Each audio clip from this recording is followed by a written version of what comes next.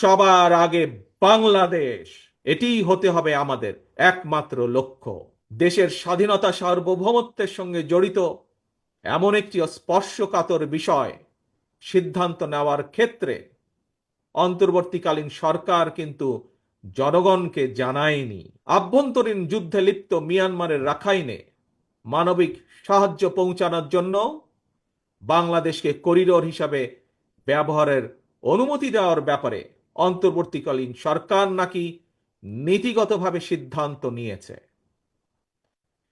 দেশের স্বাধীনতা সার্বভৌমত্বের সঙ্গে জড়িত এমন একটি স্পর্শকাতর বিষয় সিদ্ধান্ত নেওয়ার ক্ষেত্রে অন্তর্বর্তীকালীন সরকার কিন্তু জনগণকে জানায়নি।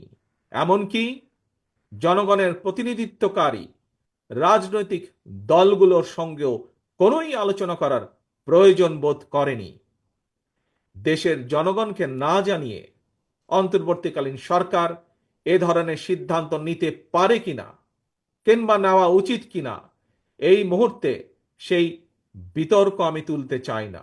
তবে স্বাধীনতা প্রিয় জনগণ মনে করে করিডোর দেওয়া না দেওয়ার বিষয় সিদ্ধান্ত আসতে হবে জনগণের কাছ থেকে। সিদ্ধান্ত আসতে হবে জনগণের প্রত্যক্ষ ভোটে নির্বাচিত জাতীয় সংসদের মাধ্যমে। এ ধরনের পরিস্থিতিতে গণতান্ত্রিক বিশ্বের দেশে দেশে এটাই নিয়ম, এটাই রীতি। আমাদের বক্তব্য স্পষ্ট, বিদেশিদের স্বার্থ রক্ষার স্বার্থে নয়, অন্তর্বর্তীকালীন সরকারকে সবার আগে দেশের জনগণের স্বার্থ নিশ্চিত করতে হবে। কারণ মিয়ানমার, ভারত, পাকিস্তান কিংবা অন্য কোনো দেশ নয়, সবার আগে বাংলাদেশ। এটিই হতে হবে আমাদের, এটিই হতে হবে আমাদের একমাত্র লক্ষ্য। সারা দেশের শ্রমজীবী কর্মজীবী ভাই ও বোনেরা, আমি বিশ্বাস করি, বিএনপি বিশ্বাস করে, তৃণমূলের জনগণের রাজনৈতিক এবং অর্থনৈতিক ক্ষমতায়ন ছাড়া শ্রমজীবী কর্মজীবী মানুষের ভাগ্যের পরিবর্তন সম্ভব নয়। শ্রমজীবী কর্মজীবী মানুষের অধিকার উপেক্ষা করে কোনো রাষ্ট্র এগিয়ে যেতে পারে না।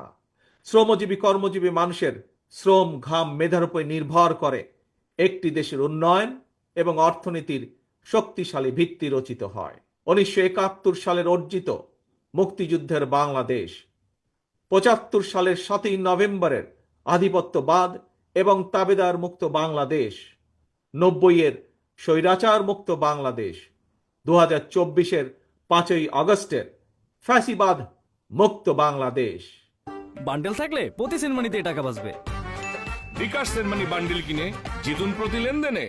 দেশের ইতিহাসের প্রতিটি বাঁকে জনগণের একটি সুমহান আকাঙ্ক্ষা। কি সেটি? সেটি হচ্ছে একটি বৈষম্যহীন, নিরাপদ, মানবিক, গণতান্ত্রিক বাংলাদেশ বিনির্মাণ। আজকের এই বিশেষ দিনে দেশের কৃষক, শ্রমিক, মেহনতি মানুষ দল, মত, ধর্ম, বর্ণ নির্বিশেষে প্রিয় গণতন্ত্র প্রিয় জনগণের প্রতি আহ্বান, কোনো উস্কানি কিংবা অপপ্রচারে বিভ্রান্ত হবেন না।